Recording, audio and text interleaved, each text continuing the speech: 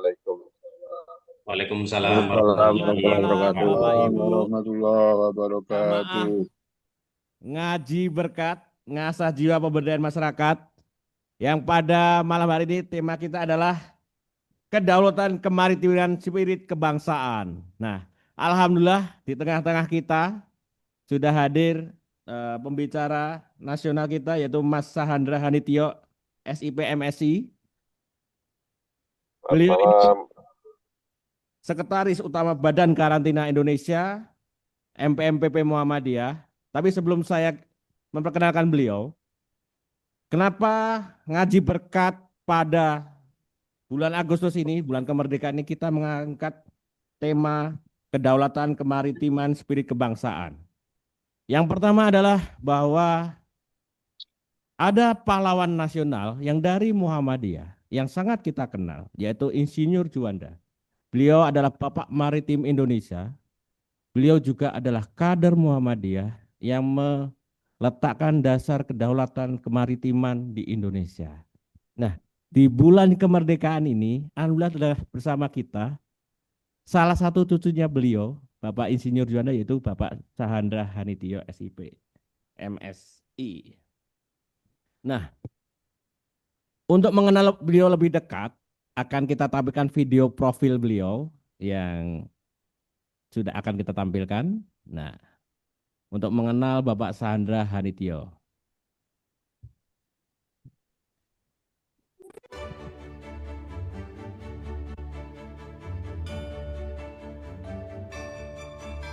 Di tengah tantangan zaman yang terus berubah, Indonesia membutuhkan sosok ASN yang tak hanya bekerja, tapi mengabdi.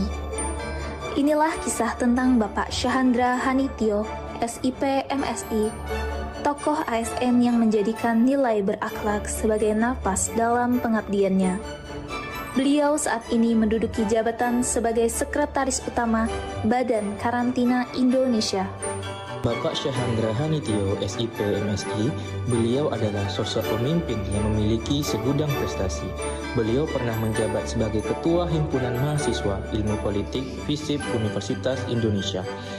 Tak hanya itu, pengalamannya juga mencakup di kiprah internasional sebagai anggota tim operasi Kartika Jaya Krida di World Expo Milano, serta terlibat dalam ekspedisi Nusantara Jaya. Beliau juga merupakan finalis Abang None Jakarta Utara yang juga menggambarkan kecerdasan, komunikatif, dan wawasan kebangsaan.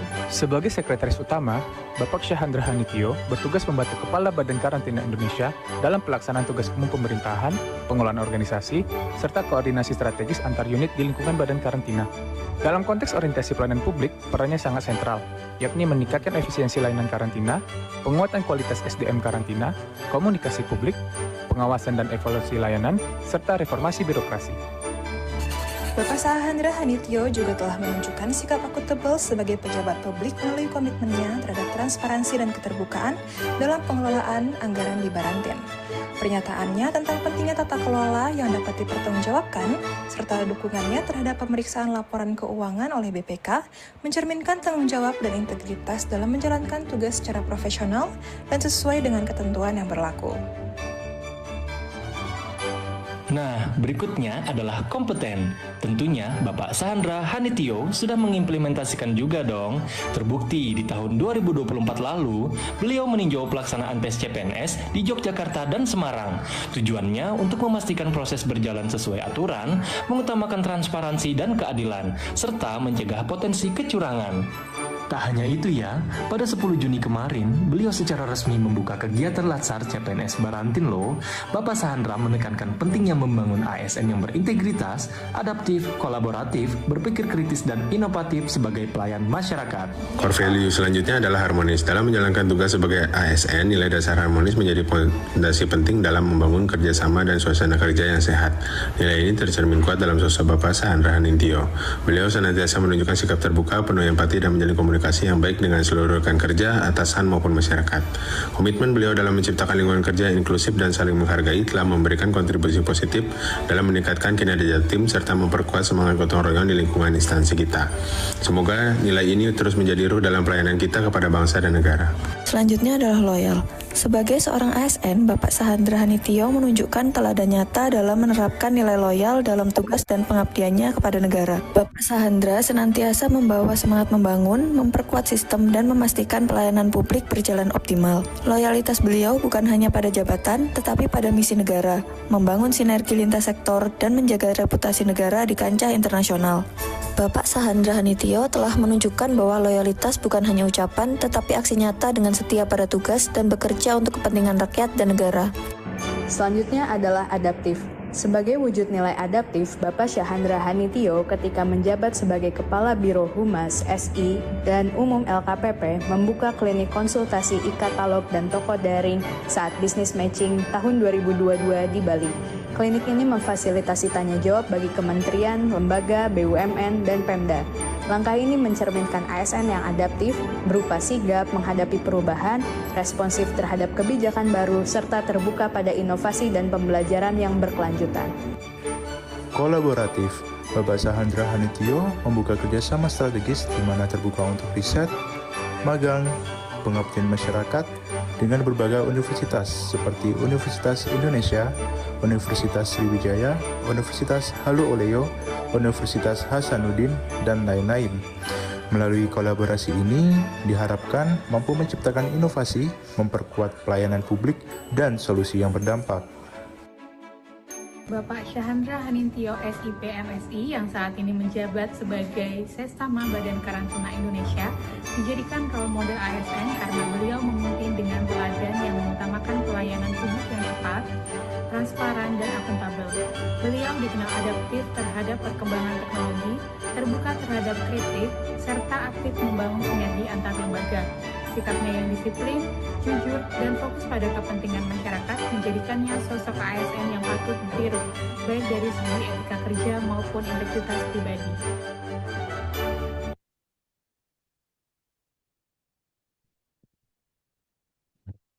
Ya, Bapak Sahandra Hanitio ini juga adalah anggota Divisi Pemberdayaan Nelayan dan Masyarakat Pesisir Majelis Pemberdayaan Masyarakat Pimpinan Pusat Muhammadiyah.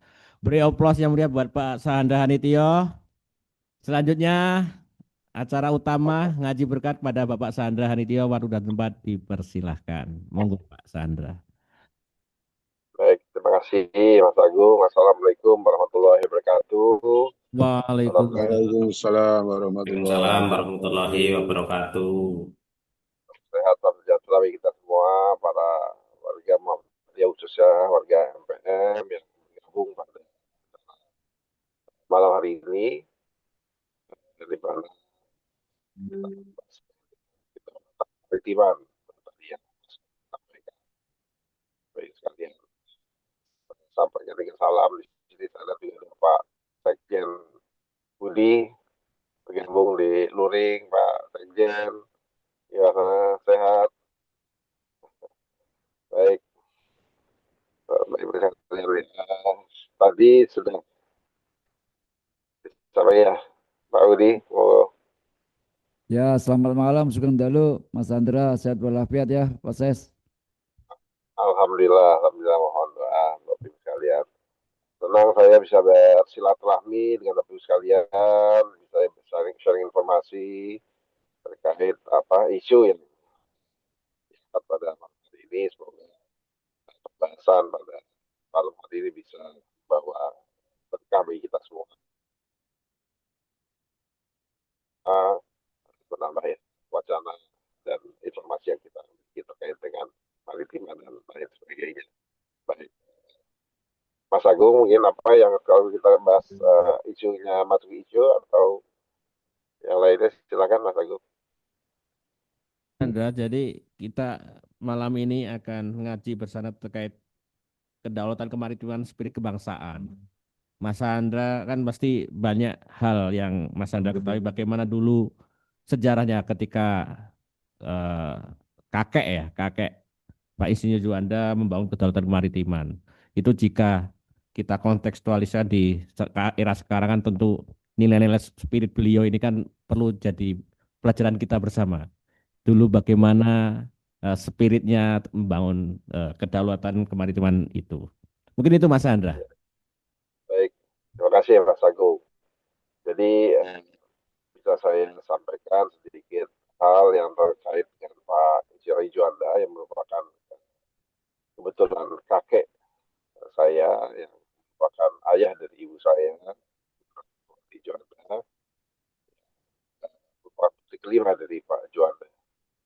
Jadi ada banyak informasi yang saya dapatkan yang kebetulan juga selain dari keluarga, itu dari anggota sendiri maupun dari ibu Juanda yang saya tinggal sejak kecil sampai dengan SMA bersama beliau, Ibu Juliana Juanda, istri dari almarhum Pak Juanda. Jadi saya mendapat informasi dari beliau-beliau. Di samping itu juga kebetulan tadi kita disampaikan bahwa saya sebagai ASN, PNS yang kebetulan pertama kali bertugas masuk CPNS itu di Kementerian Kelautan dan Perikanan. Dulu awalnya bernama Departemen Eksplorasi Laut.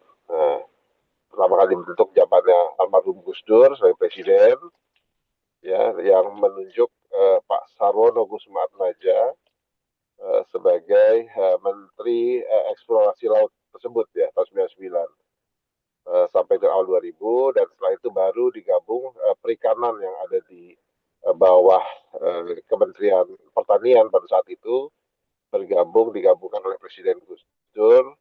Jadilah Departemen Eksplorasi Laut dan Perikanan.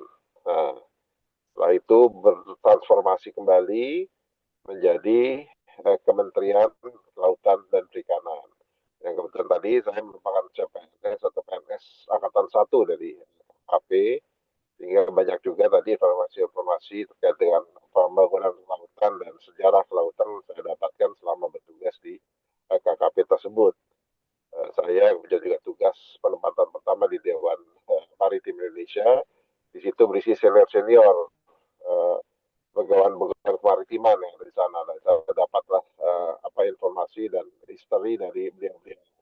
Salah satunya Profesor Hasyim Jalal almarhum yang merupakan ayah dari Pak Wamenlu Pak Dinopati Jalal, yang beliau merupakan bahkan pelaku sejarah perjuangan Indonesia pada saat membawa misi deklarasi Juanda tersebut di dalam sidang UNCLOS, United Nations Convention Law of the Sea. Nah, dalam persiapan tersebut itu merupakan sejarah panjang, Mas Agung, Bapak Ibu sekalian. Awalnya memang ada beberapa menteri di kabinet pada saat itu, sebelum kabinet Pak Juanda, sudah coba untuk dan sudah ditugaskan oleh Presiden Soekarno, Bung Karno pada saat itu untuk coba memikirkan terkait dengan wilayah laut Indonesia. Bagaimana cara mempersatukan wilayah laut Indonesia.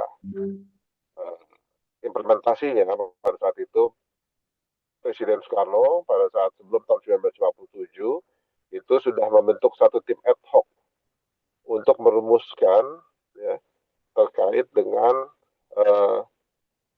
hukum laut tersebut. Ya. Ditugaskanlah salah satu menteri pada saat itu dan anggotanya ya, yang menjadi anggota namun mempunyai background hukum laut yang pada saat itu masih sangat jarang di Indonesia, yaitu Pak Profesor Mokhtar Gussumatmadja almarhum. Ya, merupakan tadi abang atau kakak dari Menteri Kelautan Perikanan pertama, yaitu Pak Sarwono Gussumatmadja. Nah, beliau itu lulusan dari Inggris pada saat itu dan mempunyai ilmu terkait dengan hukum laut, sehingga banyak advice dari kabinet itu terkait dengan hukum laut tadi yang menjadi buah pikir beliau. Namun sayangnya tadi selama perjalanan beberapa tahun tim ad hoc ini tidak bergerak jauh, ya. Tidak bergerak jauh, tidak bisa mengeksekusi apa-apa yang ditugaskan oleh Presiden Soekarno, sehingga pada saat masuk di kabinet Juanda atau dimulai Perdana Menteri Pak Juanda itu menjadi menteri sejak tahun 1957 sampai 59, dan 59 sampai beliau wafat tidak pernah pensiun di tahun 1963. Nah, disitulah mulai Pak Juanda mendorong tim ad hoc tersebut dan dirubah keanggotaan dari tim. Pak Mokhtar yang tadi anggota menjadi lead dan menjadi advisor utama di dalam tim network tersebut. Pak Juanda memberikan arahan-arahan kepada tim tersebut sehingga pada saat itu tidak sengaja karena saya di KKP tersebut saya menemukan dokumen-dokumennya. Saya menemukan dokumen-dokumen itu dari ANRI, Arsip Nasional Republik Indonesia, yang berada di berkas-berkasnya itu ada di kantor pusat ANRI di Jalan Ampera, Kemang, Jakarta Selatan. Disitulah ternyata ada dokumen sidang kabinet yang secara maraton membahas terkait dengan posisi tadi Indonesia terhadap hukum laut internasional. Ya. Dan saya coba cari tahu, ternyata yang menyampaikan hasil sidang kabinet tersebut beserta masih asli dan ada tulisan-tulisan tangannya, itu ialah staff sesri dari Pak Juanda. Ya, tanpa kita saya, tapi saya juga nggak tahu itu pernah disetorkan, tapi kebetulan ada urusan terkait dengan Kementerian Kelautan di ANRI, saya menemukan. Dan ternyata benar masih ditulis tangan itu. Dokumen-dokumen sidang itu. Persiapan intinya, dokumen sidang kabinet hukum internasional terkait dengan kelautan itu juga sebagai posisi Indonesia untuk membahas di sidang UNCLOS yang pertama, United Nations Convention of the Sea yang pertama, sehingga dibahaslah poin-poin yang akan diperjuangkan tersebut di dalam sidang kabinet tersebut. Dan unik juga karena asal adik-adik Bapak Ibu sekalian ketahui bahwa pada zaman dulu memang para tokoh-tokoh kita, tokoh-tokoh senior dan para pejuang ini kalau membahas sesuatu secara all out. Jadi di mana saya menemukan tadi dokumen terkait dengan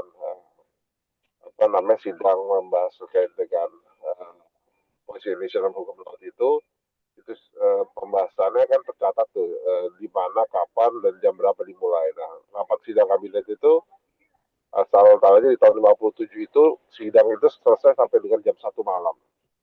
Bayangkan kita kalau di kantor aja sekarang jam 7, jam 8, atau bahkan jam 9 udah merasa kemalaman dan segera pengen balik ya. Mereka ternyata ini kalau sidang pada zaman dulu tahun 57 saja sampai jam 1 malam tuh membahas itu, Mas Agung, Bapak Ibu sekalian. Dan dibayangkan, jangan bayangkan Jakarta pada saat tahun 57 itu sama dengan pada saat ini. Kita bisa bayangkan Jakarta itu 50-an itu tahun 70-80-nya masih kosong, apalagi tahun 50-an. Jadi nggak kebayang pulang dari sidang dan lain-lain jalanan kosong dan belum ada apa-apanya lah gitu. Artinya memang ternyata para tokoh-tokoh ini yang memperjuangkan terkait dengan wilayah kedaulatan laut Indonesia ini memang benar serius dan tidak main-main. Nah, dari Jamil saya juga tidak pernah ada cerita, tapi saya membaca dokumen ini ternyata ditulis dari sekian sampai dengan pukul 1 malam. Ya. Nah itulah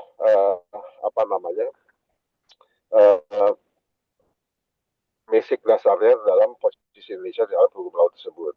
Nah tadi saya kembali kepada cerita saya, karena saya waktu itu pernah bertugas di Kementerian Kelautan dan Perikanan dan di Dewan Maritim.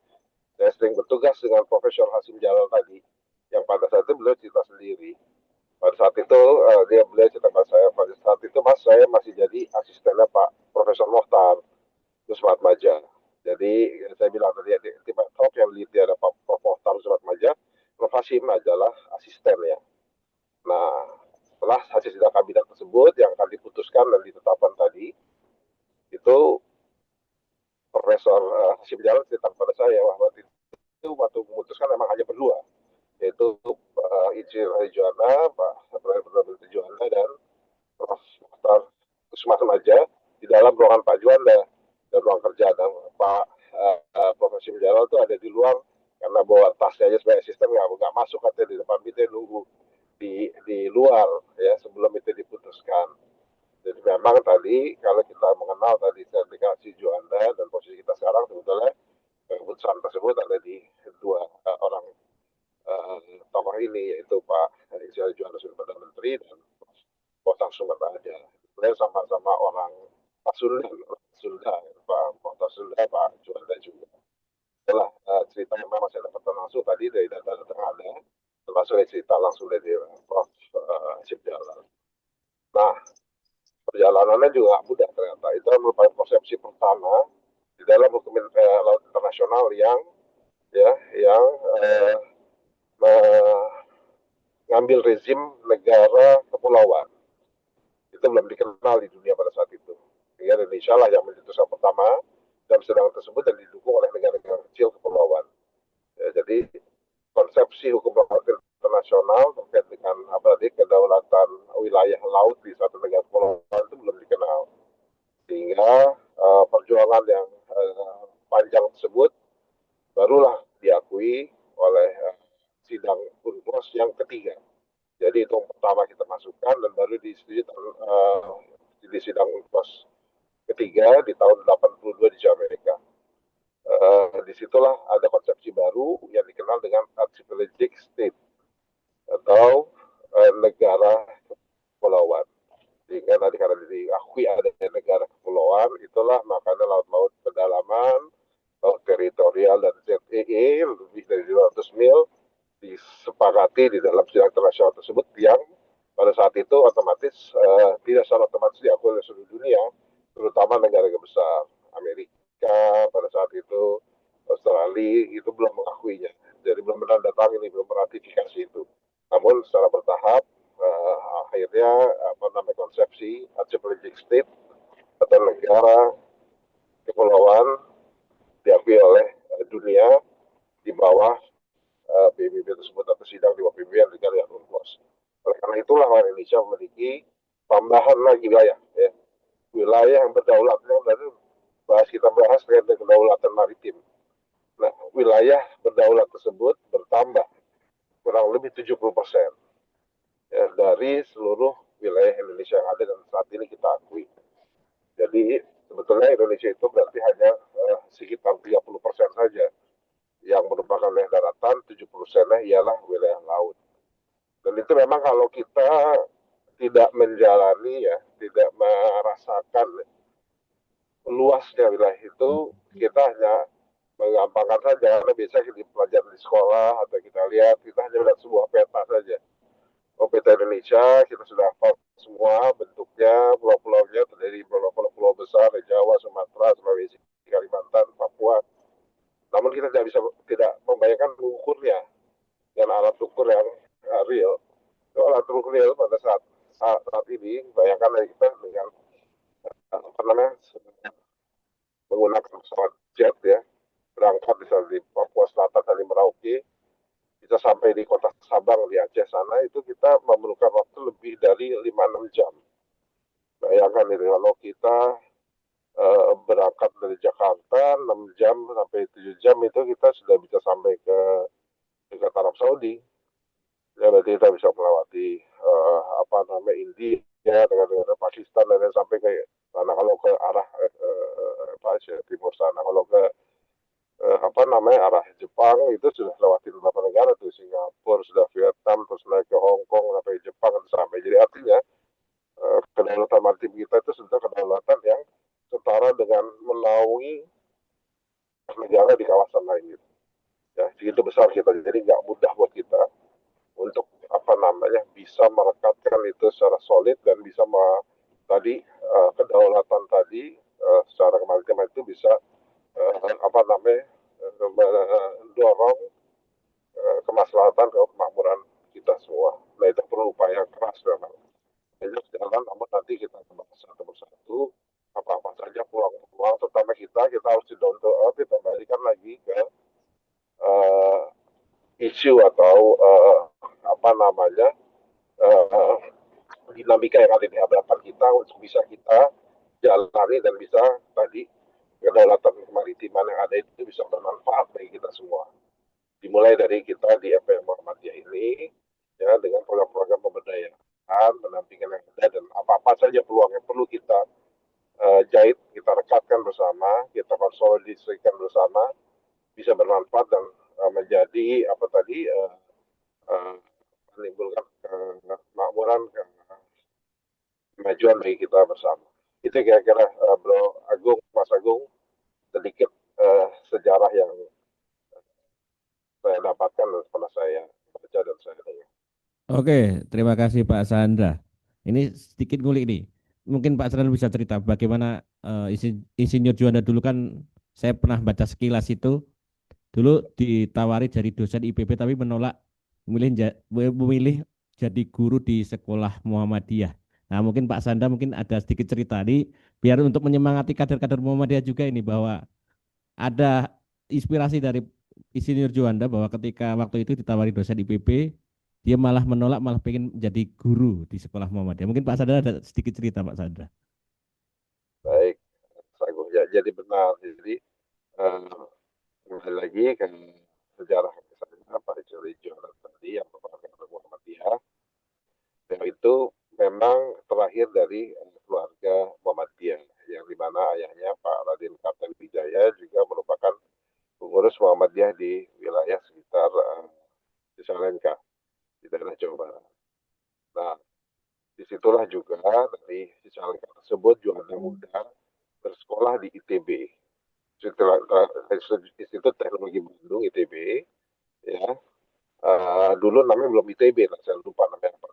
HIS ya, apa namanya pokoknya zaman. Nah, beliau itu merupakan adik kelas dari Bung Karno ya di ITB. Nah, memang Pak Juanda itu sejak apa namanya muda, baik SMP, tingkat SMP, SMA itu sudah lompat-lompat kelas. Karena tadi nilainya memang di atas rata-rata sehingga di SMP maupun SMA melompat kelas. Jadi pada masuk di ITB itu sebelum waktunya, umurnya masih belum sesuai dengan umur apa namanya yang normal untuk masuk kuliah. Namun karena sudah bisa menyelesaikan SMP dan SMA sangat cepat, di ITB. Nah, di ITB itu pula juga kemarin juga kebetulan ada saudara jauh dari Pak Juanda pernah kerja di bagian administrasi ITB. Terus juga pernah menyampaikan kepada kami, di situ kan rekornya lengkap ya. Dulu kita lagi paling heboh terkait dengan apa pencarian ijazah dan lain itu di ternyata di zaman dulu pun sebenarnya udah lengkap itu. Jadi saya sempat dilihatin sendiri ada nilai-nilai Pak Juanda pada saat kuliah di ITB tersebut. Nilainya cukup apa namanya di atas rata-rata lah, di atas rata-rata dan tadi bahkan selesai cukup cepat di sana. Nah, karena tadi performa yang cukup baik pada saat kuliah tersebut, sehingga dosen senior di sana di ITB yang kebetulan orang Belanda, itu menawarkan untuk menjadi asisten dosen dengan gaji berkali-kali lipat ya daripada tadi menjadi guru di Muhammadiyah. Namun tadi karena beliau juga merupakan apa ya anak yang menghormati orang tua, khususnya ayahnya, hanya berpesan kalau bahwa tadi ilmu yang Pak Juanda dapatkan ya itu bisa dibagi dan bisa mendukung kemajuan Muhammadiyah. Sehingga itulah beliau akhirnya memilih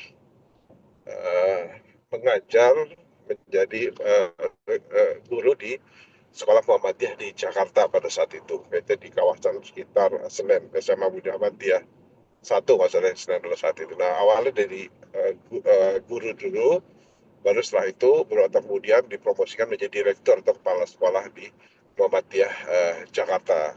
Bersama tadi sebetulnya Ibu Juanda juga basicnya yang guru, karena dulu sempat ketemu Pak Juanda di di Jawa Barat pada saat itu. Bu Juanda juga pengajar guru juga di Taman Kanak-Kanak atau SD.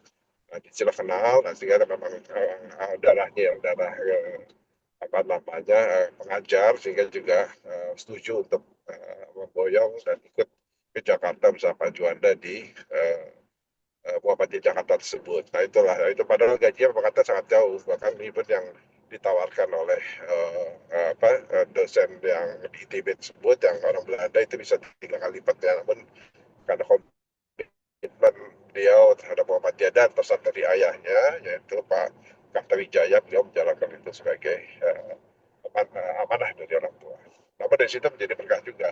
Dan setelah dari situlah di Jakarta sebetulnya beliau kenal dengan senior-senior juga dari Jawa Barat, salah satunya Pak Otto Iskandar Dinata untuk menjadi pengurus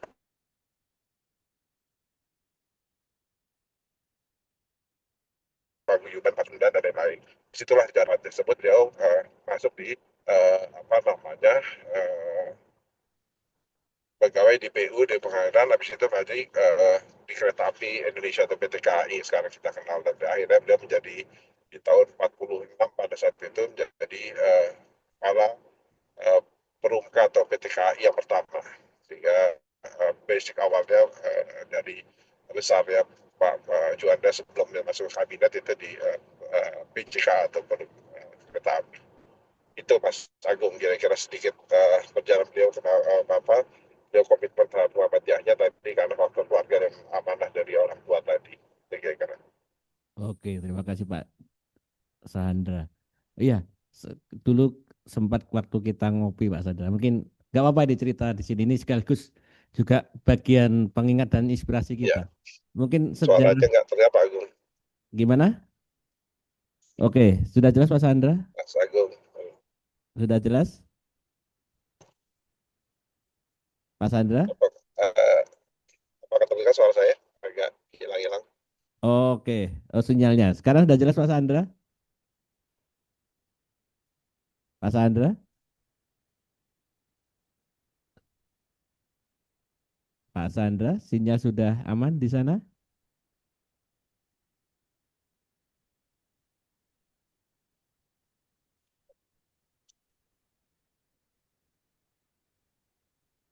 Oh iya, Pak Sahandra.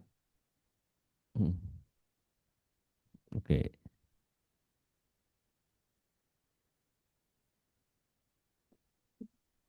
Sudah terdengar jelas Pak Sahandra di sana?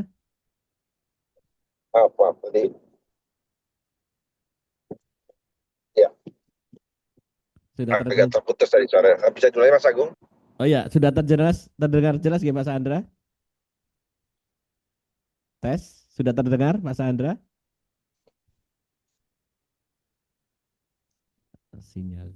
Sinyalnya sudah aman Pak Sahandra? Terdengar jelas suara saya?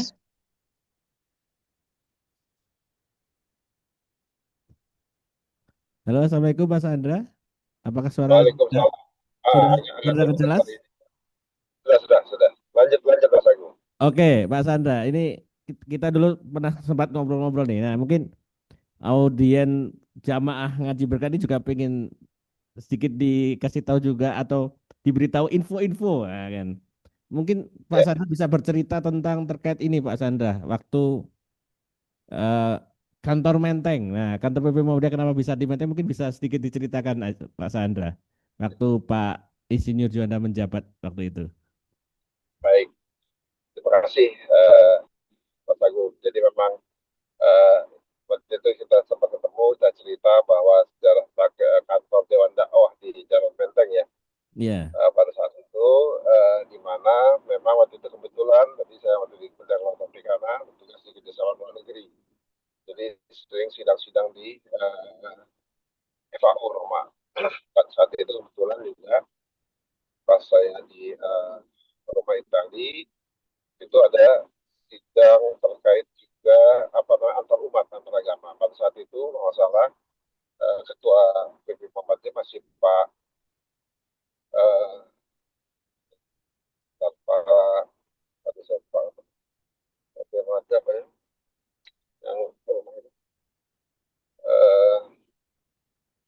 ketua PP Muhammadiyah tahun 2010-2012 siapa Pak Agung?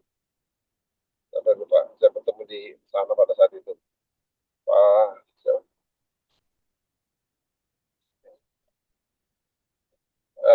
salah satu Muhammadiyah PP atau PP yang lagi jalan ke Pak. Kok beliau Pak Buya Syafi'i Ma'arif.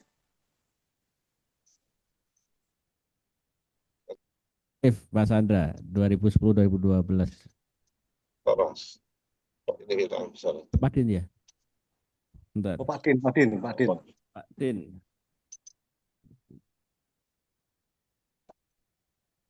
Oh, Pak Din Samsudin, Mas Sahandra. Maaf, Pak Din Samsudin. Nah, Pak Din Samsudin dengan tim itu ke sana saya ketemu di Kedutaan Besar RI di Roma. Salah satu anggota tim sampaikan, Mas, tahu nggak sejarah saya dengan tanah di Menteng itu. Saya coba ingat, oh iya. Jadi pada saat itu ternyata diinfokan bahwa kan beliau Pak Juanda itu sempat menjadi 17 kali jadi menteri.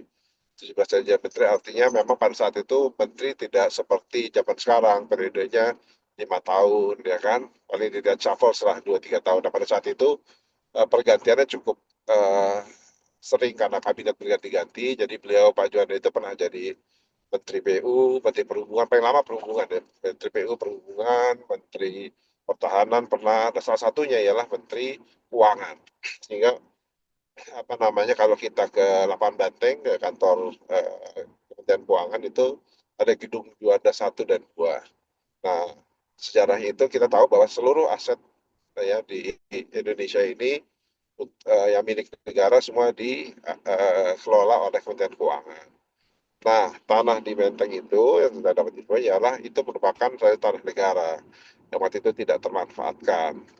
Nah, sehingga pada saat itu Pak Juanda dengan tadi beliau sebagai kader Muhammadiyah menawarkan pada saat itu untuk bisa membangun tadi kantor dan membeli tanah tersebut di daerah Menteng tadi yang menjadi sekarang di Jalan Ridwan Rais ya oleh Muhammad Ridwan Rais Menteng Jakarta. Nah, setelah kira-kira sejarahnya Mas Agung, jadi memang Kementerian Keuangan atau Menteri Keuangan itu boleh melepas tanah negara itu dengan kepentingan-kepentingan yang memang disetujui oleh negara. Nah, satunya memang Muhammadiyah sebagai organisasi resmi negara, sebagai organisasi keagamaan itu mempunyai hak untuk bisa menggunakan tadi tanah tersebut dan membeli. Namun kita tahu bahwa kalau memang tadi atas tanah negara tersebut maka bisa dibeli secara tadi harga yang memang tidak sesuai dengan pasaran, nah jadi harga lebih murah dan lain-lain karena itu tadi untuk mendukung organisasi resmi salah satunya ormas ya keagamaan ini. Jadi alhamdulillah maka Muhammadiyah mendapatkan lokasi cukup strategis di Tuan Rais tersebut ya. Karena kalau di dalam wilayahnya itu masuk ring 1 tuh karena kan dekat dengan Merdeka Selatan ya arah Patung Pak Tani dan situ kan sangat dekat jadi cukup strategis alhamdulillah dari situlah kira-kira saya mendapat informasi waktu itu Mas Agung sejarah dari tanah di Jalan Menteng tersebut itu kira-kira.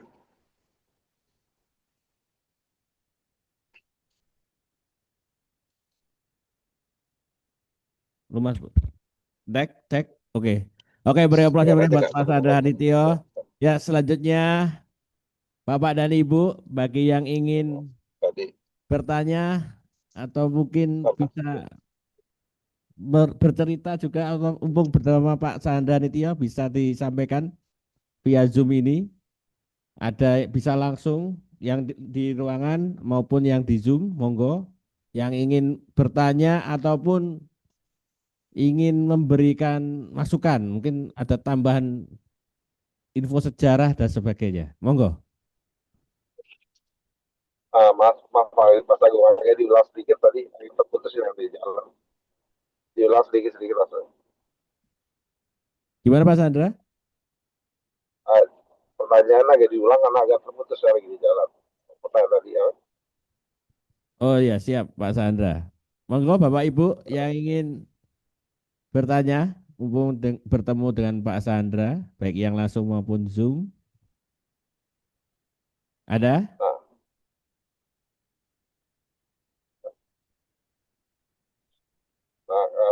Mas Agung, sebelum di pertanyaan mungkin ada sedikit tambahan Mas Agung. Oke, monggo Pak Chandra. Kedaulatan kemaritiman, jadi saya kebetulan juga aktif di pemerintahan, saya di Badan Kamtip Indonesia yang sebelum jadi Kementerian Kelautan Perikanan, jadi sedikit banyak mendapatkan baik informasi lah peluang-peluang yang sebetulnya kita di MPM Muhammadiyah ini bisa memanfaatkan untuk kemajuan dari pemberdayaan masyarakat ini. Kita tahu bahwa saat ini banyak program-program utama pemerintah yang sedang dijalankan yang bisa kita manfaatkan. Sebagai contoh untuk yang terkait dengan kemaritiman, ya Kementerian Kelautan Perikanan ya mempunyai program utama salah satunya adalah Kampung Nelayan Merah Putih. Ya. Itu yang di launching di di bulan April Mei kemarin, itu di mana kampung nelayan tersebut ya akan disupport oleh pemerintah CQ Kementerian Kelautan Perikanan terkait dengan alat-alat produksi perikanan baik perikanan maupun budidaya di satu wilayah. Ya, di situ Salah satu contohnya kemarin launching ialah sudah diuji cobakan di pihak Papua dan ada beberapa daerah lainnya yang segera untuk menjadi contohan. Nah, itu di Kampung Nelayan Merah Putih ini merupakan program dukungan kepada pemerintah Presiden Prabowo. Nah, di situ nanti akan dikoneksikan juga dengan Operasi Merah Putih. Kita tahu ada Operasi Merah Putih yang sudah terbentuk yang dimana berdasarkan instruksi Presiden tahun 2025 dari targetnya 80.000, mana sudah terbentuk hampir mendekati 80.000 informasinya. Nah, itu akan sinergi Mas. Jadi kita bisa memanfaatkan tadi apa namanya wilayah binaan kita ya, pendampingan dari FPM khususnya di wilayah pesisir di kampung lain tadi bisa mengajukan tadi usulan memanfaatkan tadi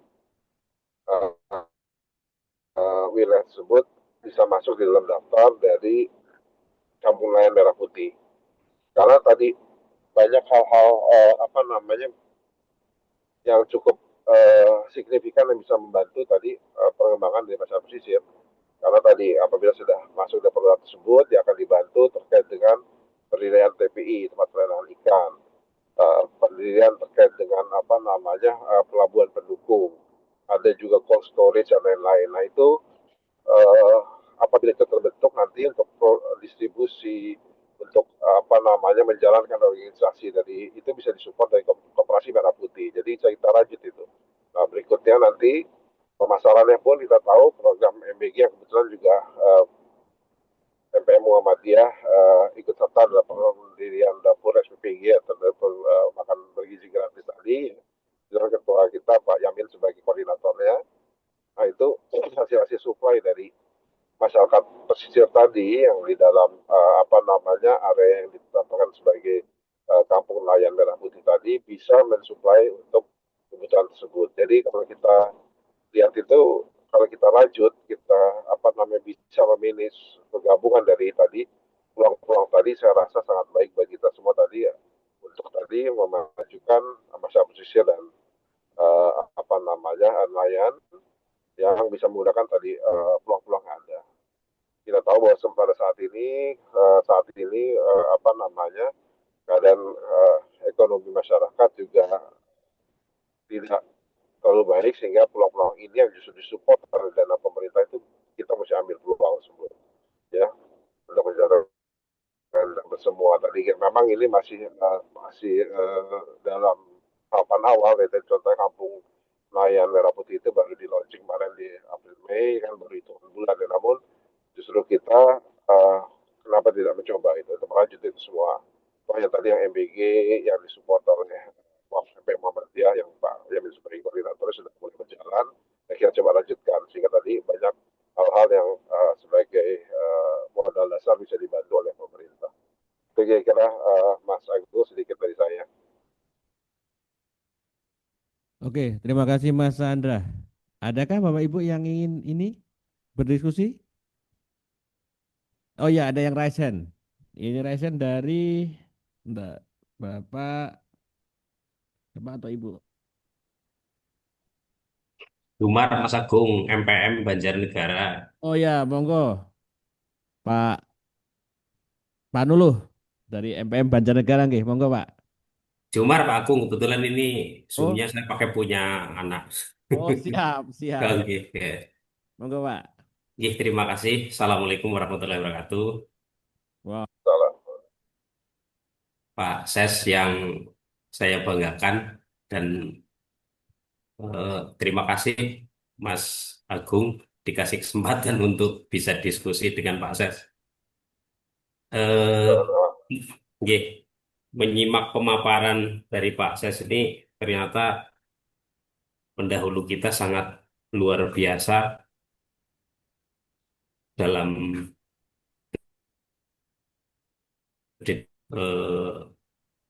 kemaritiman bangsa kita.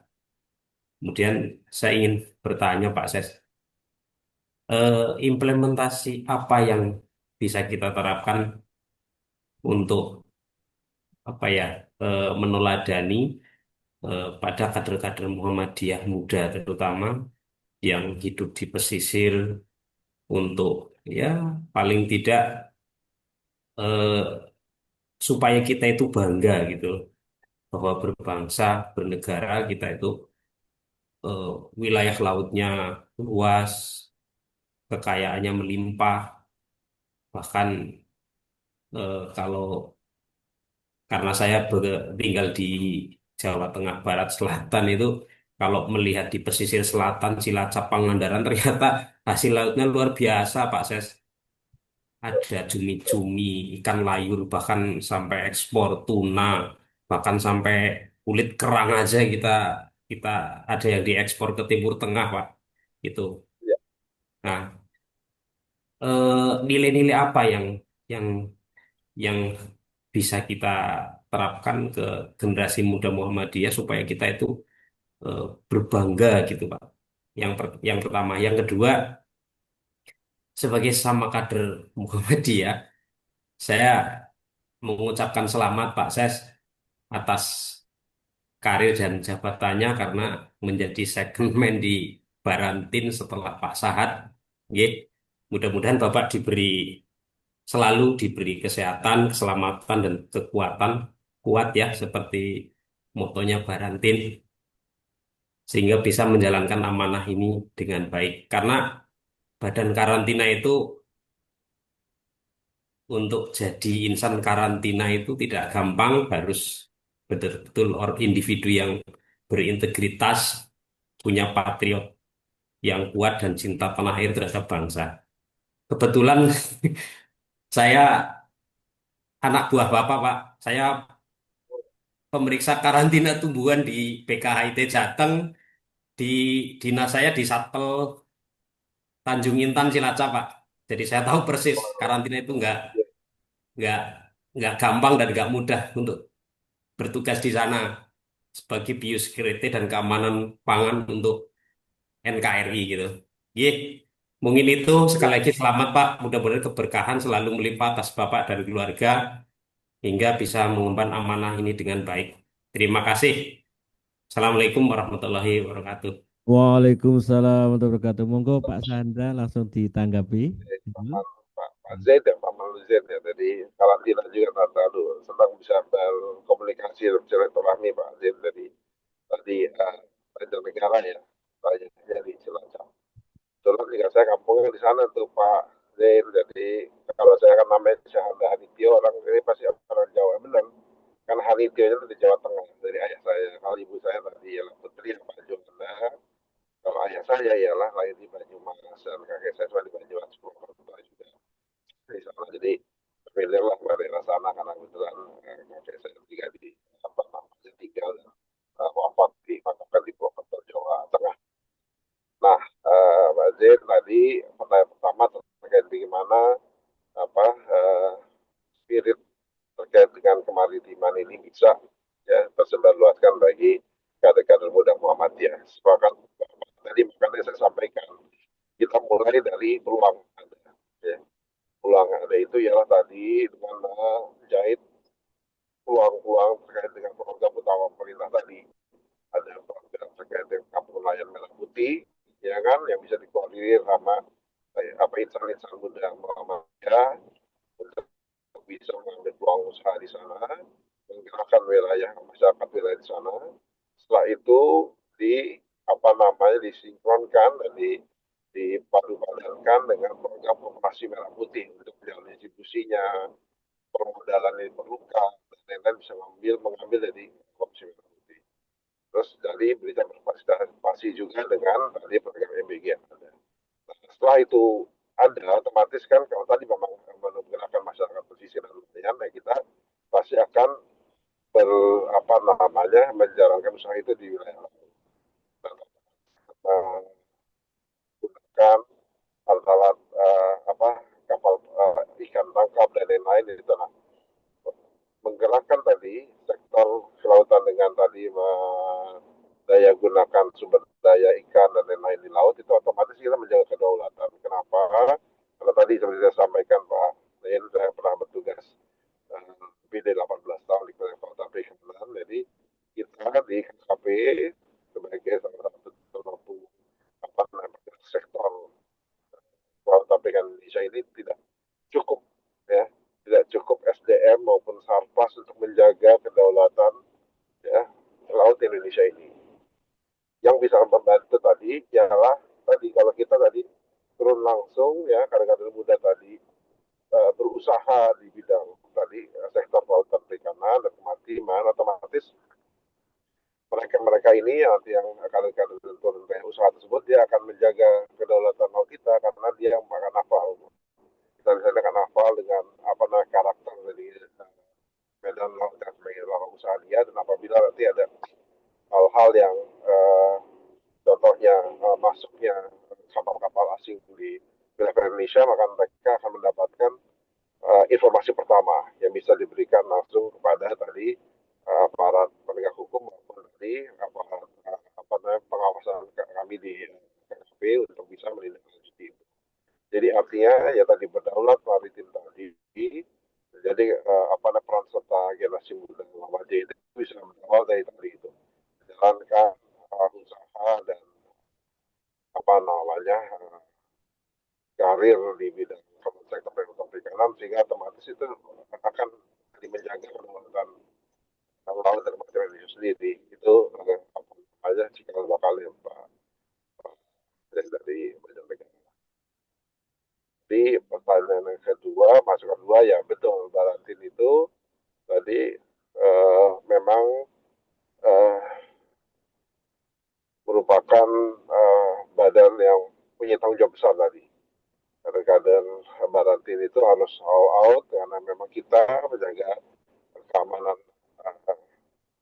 pangan pakan itu berdasarkan karantina tahun 1941 itu tidak bisa dibatasi oleh pekerjaan bisnis as usual.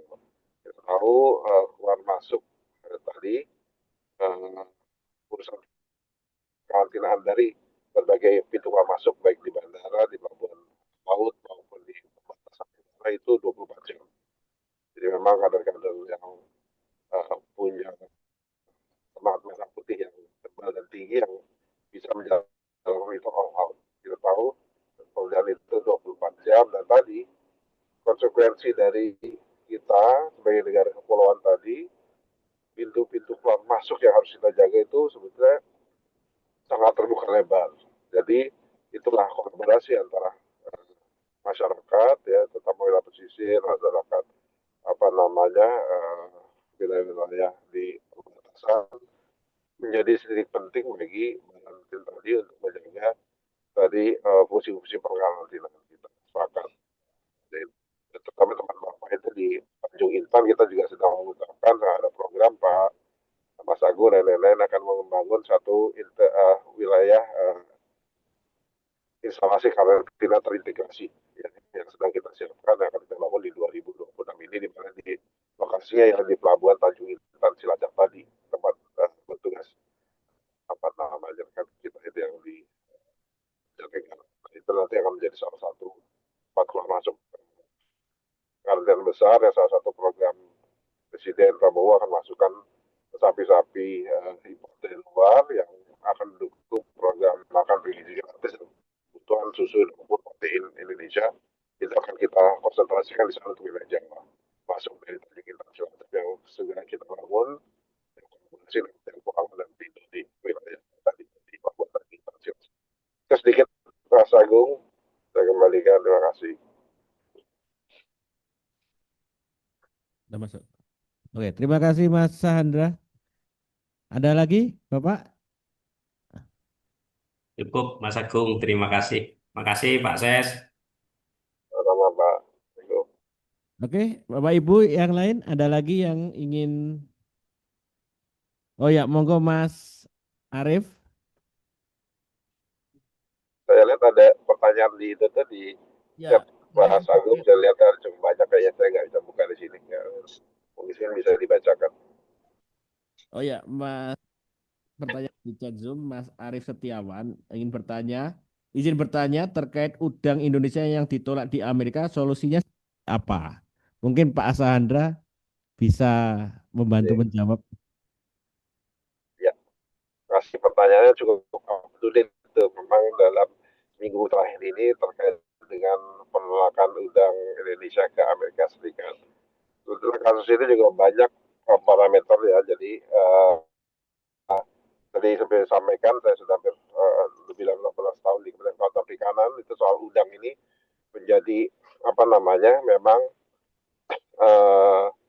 komoditas yang unggulan Indonesia ya sejak berpuluh tahun yang lalu, dari tahun 70-80 kita tahu mengenai waktu itu ada program besar kita di pembangunan tambak udang terbesar di Asia Tenggara di Pasena di wilayah Lampung, namun kita sempat gagal ikan dan lain-lain. Tapi Indonesia terkenal udang kualitas udangnya untuk bisa diekspor, salah satunya produknya memang di wilayah Amerika. Kalau dulu ya Indonesia menarik balik dulu pernah ada kasus memang tadi karena citra udang Indonesia yang bagus dan lain-lain ya, sehingga ini namanya juga persaingan dagang ya. Jadi dulu pernah juga produk Cina ditolak di Amerika Serikat. Akhirnya caranya ialah produk-produk udang Cina itu masuk ke Amerika dengan label dan pengiriman via Indonesia. Nah itu menjadi salah satu modus kasus udang pada saat itu. Banyak kasus lainnya. Yang terakhir kemarin yang disampaikan pertanyaan ini adalah kasus udang mengandung radioaktif katanya. Kita belum bisa menetapkan apakah itu benar atau tidak. Satu, karena posisi udang yang ditolak tersebut sekarang masih dalam perjalanan ditolak dan kembali ke Indonesia. Belum sampai di Indonesia. Satu. Ya. Jadi kita baru bisa menetapkan posisi dan kasus isu tersebut kita pastikan itu setelah udang itu masuk nanti ke Indonesia dan kita periksa.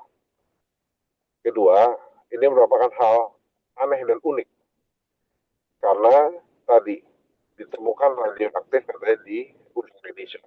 Nah, sementara di Indonesia ini tidak ada reaktor nuklir di sekitar wilayah-wilayah, terutama tadi kalau kita cek kalau salah itu dikirimkan dari sekitar wilayah Jawa ya, hasil budidaya udang tersebut ya, kita ada reaktor nuklir di sana. Nah itu yang kita coba segera kita sudah siapkan langkah-langkah. Salah satunya hanya otoritas kompeten nanti yang bisa menjawab terkait hal tersebut. Kita sudah komunikasi dan berkoordinasi dengan kompeten dan nuklir ya, yang nanti mereka mempunyai memang otoritas dan kompetensi untuk mengukur melihat tadi radioaktif tersebut ya.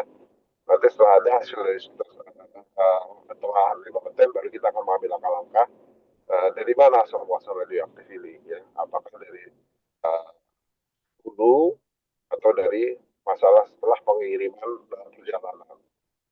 Nah itu pun kita tidak bisa lepaskan tadi karena perlu komunitas udang salah satunya merupakan komunitas Indonesia. Jadi perang dagang di sini juga jangan dikesampingkan. Ya. Ada banyak kasus yang sudah kita temukan, terutama salah satu yang sudah berjalan kemarin di akhir tahun 2024 juga pernah ada kasus anggur muscat ya dari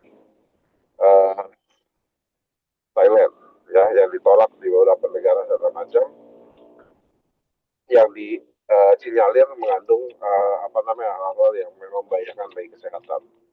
Dan ternyata setelah berjalan dicek untuk yang masuk Indonesia itu tidak ada yang mengandung itu hal-hal yang dikhawatir tersebut. Dan isu tersebut akhirnya mereda sendiri karena setelah kita lihat ternyata tadi perang dagang kembali antar negara yang menghasilkan anggur yang sama gitu. Yang sama sehingga tadi untuk merusak pasar dari anggur yang disebarkan isu tersebut. Begitu pula udang ini. Nah ini tadi kita belum bisa memastikan apakah benar atau tidak, dan karena tadi udang yang itu belum sampai ke Indonesia. Kita akan cek, kita akan lihat, dan kalau dari analisis awal yang tadi saya sampaikan, sangat jarang itu ada reaktif bisa masuk di dalam udang, dan terutama apabila lain halnya kalau tata udang itu berasal dari wilayah Jepang yang pernah ada reaktor nuklirnya yang bocor ya, sampai ke wilayah laut itu di mana Fukushima atau masalah saya ingat di beberapa. Nah itu kalau itu memungkinkan, ini kan budidaya, itu budidaya. Nah kita itu yang masih menjadi pertanyaan besar bagi kita dan pasti akan kita tindak lanjuti dari pemerintah ya. Apakah itu nanti dari sektor pembina dari budidaya udang yang kementerian membina tersebut, atau dari mana nih yang akan bertanggung jawab, mereka yang kita lihat lebih lanjut. Itu kira-kira Mas Agung sedikit dari saya. Oke, terima kasih Sahandra Hanitio. Ada lagi Bapak Ibu yang ingin diskusi baik via chat maupun raise hand langsung?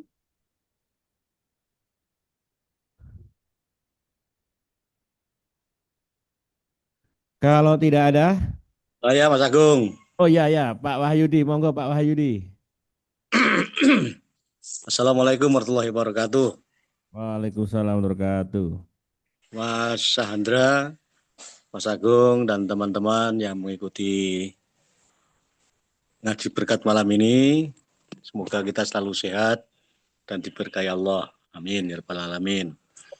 Mas Sahandra, saya tertarik dengan tema malam hari ini. Dan tadi sudah disampaikan, diinformasikan oleh Pak Sahandra dengan cukup gamblang, panjang lebar, peran Pak Juanda sebagai pahlawan nasional, sebagai orang yang sangat penting ketika kita bicara Negara Kesatuan Republik Indonesia. Kebetulan baru 2 hari yang lalu, tanggal 20, saya menulis opini menanggapi ada postingan di grup Kagama Klaten itu tentang Hari Maritim antara tanggal 21 Agustus atau tanggal 23 September. Karena saya penasaran, maka saya buka-buka, saya baca-baca kenapa bisa terjadi dualisme peringatan Hari Maritim di tanggal 21 Agustus atau tanggal 23 September. Ternyata kedua-duanya menurut saya landasannya agak kurang tepat. Sementara mestinya ada landasan historis dan strategis yang lebih pas untuk dijadikan Hari Maritim Nasional, yaitu tanggal 13 Desember ketika deklarasi Juanda dikumandangkan. Seperti kita tahu dulu warisan kolonial Belanda itu laut itu, batas laut kita hanya 3 mil dari daratan. Selebihnya tengah laut itu menjadi kawasan bebas zona internasional.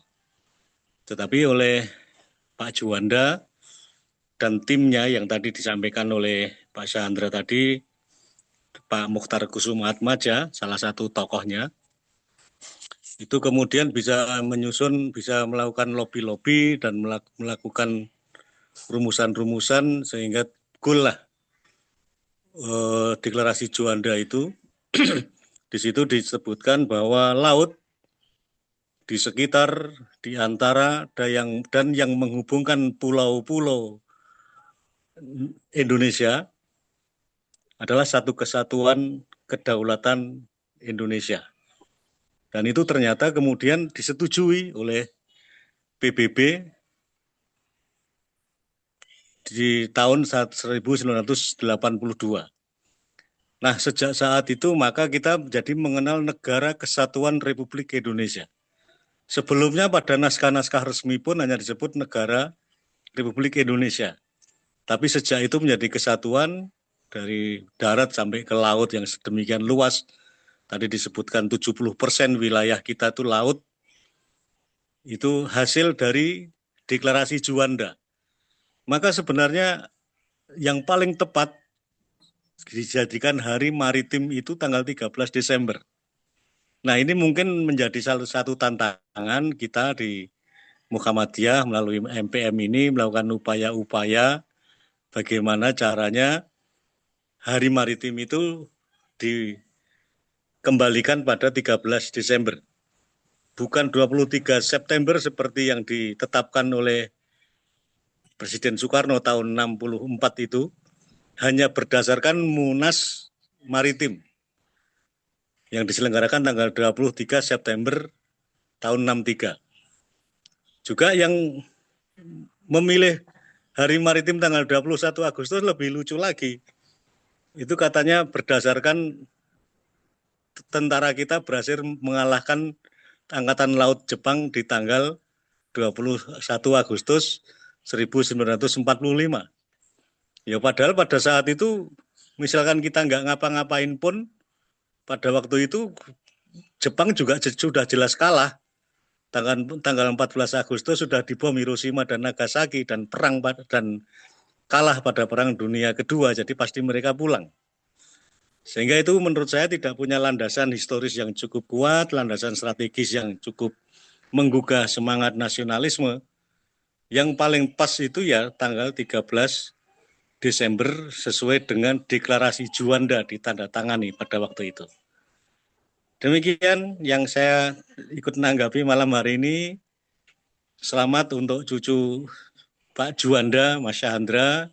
Semoga deklarasi Juanda yang melahirkan NKRI ini sedemikian luas membentang wilayah kita, itu menjadi amal jariah dari Bapak Juanda. Matur nuwun, Assalamualaikum warahmatullahi wabarakatuh. Waalaikumsalam. Saya bisa langsung tanggapi Pak Mas Agung ya. Monggo Pak Sandra. Terima kasih Pak Zain. Analisis Pak Zain tajam dan tepat. Dan Pak Zain angkatnya juga lupa tuh ada menyampaikan ada hal-hal yang beririsan dengan saya juga. Jadi pertama betul bahwa tadi tanggal 13 Desember itu sudah ditetapkan oleh pemerintah sebagai Hari Kelautan Indonesia. Nah, sejarah tersebut itu berdasarkan Kepres Keputusan Presiden nomor 126 tahun 2001, Pak Zain, Bapak Ibu sekalian, di MPM Muhammadiyah. Nah, ini merupakan tadi landasan utama kita menetapkan bahwa di 13 Desember itu merupakan Hari Kelautan Indonesia.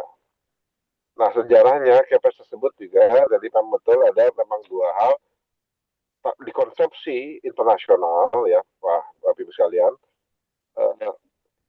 maritim dan kelautan itu dua hal yang berbeda. Kelautan itu merupakan payung utama dari semua kegiatan kemaritiman. Jadi kalau kita lihat, kita browsing, kita googling, maritim itu merupakan kegiatan yang dilaksanakan di atas laut, ya. Jadi transportasi antar pulau, kegiatan pariwisata di atas wilayah laut itu bisa disebut sebagai kegiatan kemaritiman. Namun kelautan itu merupakan payung dari seluruh kegiatan kemaritiman tadi. Makanya di internasional di PBB dikenalnya adalah United Nations Convention Law of the Sea, bukan Law of the Maritime. Karena maritim itu hanya ditangani oleh satu lembaga di bawah PBB juga terkait dengan IMO, International Maritime Organization. Itu tadi yang menangani maritime itu terus salah satu kegiatan terkait dengan yang dilakukan kegiatan di atas laut, ya. Sementara kalau tadi sea atau kelautan tadi itu dari kolom laut paling dasar paling bawah termasuk mineralnya sampai dengan kolom di atas laut itu diatur dan dikenal sebagai tadi suatu kesatuan wilayah laut suatu negara. Nah, makanya tadi dari UNCLOS tersebut ya pengaturan baik di ZEE ya, kegiatan di ZEE di zona ekonomi eksklusif sampai dengan bawah lautnya, kegiatan mineralnya itu diatur di dalam konvensi tersebut. Itu kolom lautnya. Kolom udaranya itu pengaturan internasional terkait dengan lalu lintas udara itu juga diatur berdasarkan UNCLOS tersebut. Kolom-kolom udara wilayah mana yang dimiliki suatu negara tersebut termasuk Indonesia tadi merupakan negara kepulauan atau strategic state sehingga pengaturan wilayah udara, pengaturan atau lalu lintas udara diberikan kepada Indonesia berdasarkan pengaturan UNCLOS tersebut. Jadi tadi sangat berbeda antara maritim dengan kelautan tadi. Nah, kembali tadi dasarnya di Kepres saya sebutkan 126/2001 itu tadi yang bagaimana saya pernah ceritakan sejarah karir saya. Ya. Pada saat itu saya di Dewan Maritim Indonesia. Situlah waktu itu Kepres tersebut digodok, Bapak Ibu sekalian. Digodok, saya masuk tim sekretariat di sana dan ikut juga membahas terkait dengan isi dari Kepres tersebut. Ya, sampai dengan Kepres itu siap Lampung, itu saya sebetulnya berperan liwat itu ke bawah Kepres tersebut. ke Sekretariat Negara. Saya sendiri dengan Sekjen Sekum Dewan Maritim dulu Pak Dr. Soliamar namanya, saya ingat sejarahnya, kita bawa ke Seknek. Nah ternyata di Seknek, Bapak sekalian, itu sempat ditolak. Alasannya ialah bahwa sudah banyak hari-hari nasional di Indonesia, sehingga perlu dipertimbangkan lagi penetapan Hari Kelautan ini. Ya ternyata pejabat Seknek tersebut kurang aware, tidak mengerti arti tadi sumbangan dari deklarasi Juanda tersebut terhadap ya teritorial Indonesia yang menjadi berkali lipat, ya kan? Ibaratnya bahkan beberapa tokoh-tokoh menyampaikan bahwa ini merupakan deklarasi Juanda itu merupakan proklamasi Indonesia ketiga. Setelah pertama itu Sumpah Pemuda di tahun 1928, kita belum ada negara kesatuan Republik Indonesia. Itu jiwa kita yang disatukan semua, jiwa kebangsaan kita menyepakati ada satu bangsa Indonesia ini di dalam hati dan semangat kita. Belum ada wilayah, belum ada pengakuan internasional. Berikutnya kita tahu kemarin baru kita upacara bersama 17 Agustus 1945 proklamasi dikreasikan atas nama bangsa Indonesia oleh Soekarno dan Hatta. Disitulah baru konsepsi negara Indonesia yang berdaulat diakui oleh dunia, ya. Dari 1945 tersebut 17 Agustus 1945. Berikutnya wilayah tersebut Indonesia menjadi berkali-kali menjadi satu sekarang wilayah NKRI ini secara utuh pada saat ini yang kita rasakan, kita gunakan bersama, itulah dideklarasikan di 13 Desember 1957 dan diakui oleh dunia tahun 82 di bawah PBB di United Nations Convention of the Sea. Jadi itu kira step-step dalam bangsa Indonesia ini yang jangan lupa itu diwarnai oleh kader-kader Muhammadiyah. Tahun 1745 jangan lupa Bung Karno itu merupakan pernah mengajar di sekolah Muhammadiyah dan istri beliau Bu Fatmawati merupakan keluarga Muhammadiyah dan juga guru Muhammadiyah di Bengkulu. Ya. Teritorinya dideklarasikan atas Pak Juanda yang merupakan mantan direktur sekolah Muhammadiyah di Jakarta dan juga kader Muhammadiyah. Di perempuan itu bangsa Indonesia ini besar baik wilayah maupun pengakuan itu diwarnai secara garis besar dan tegas bahwa dari kader Muhammadiyah, sekalian. Kita jangan terlupakan.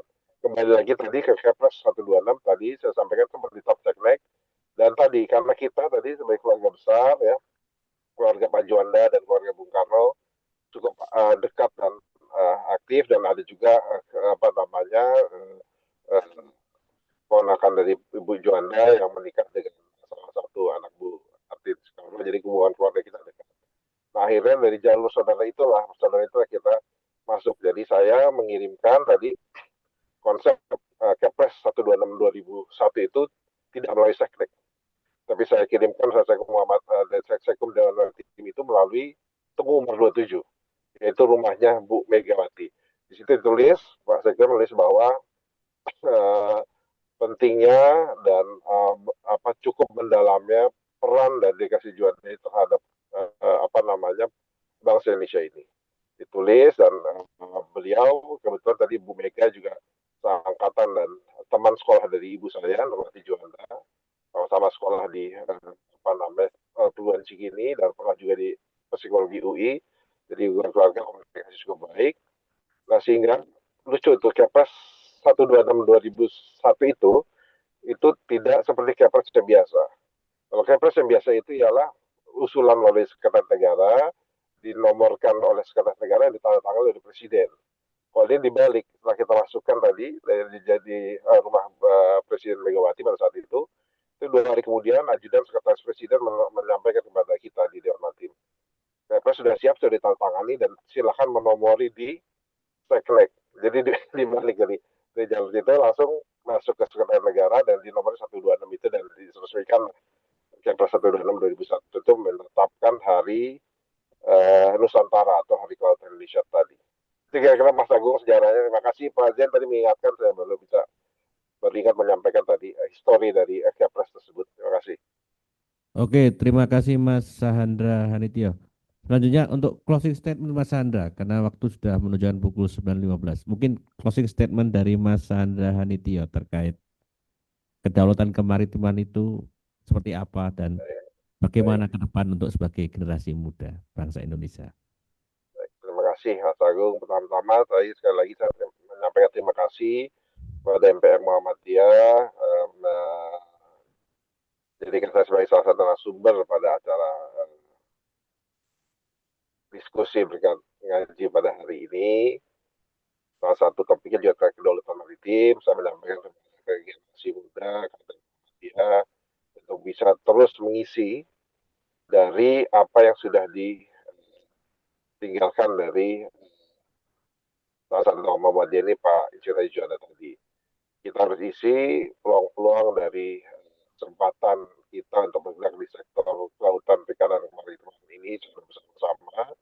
Ya, peluangnya sudah banyak saya sampaikan, bahkan pemerintah sekarang lagi menyediakan kegiatan-kegiatan yang mendukung ke arah sana. Kita manfaatkan, kita jahit, kita konsolidasikan, kita isi dari peluang-peluang menggerakkan sektor kemaritiman, kelautan, dan perikanan ini untuk bisa mensejahterakan umat dan seluruh masyarakat, khususnya dari masyarakat pesisir dan nelayan.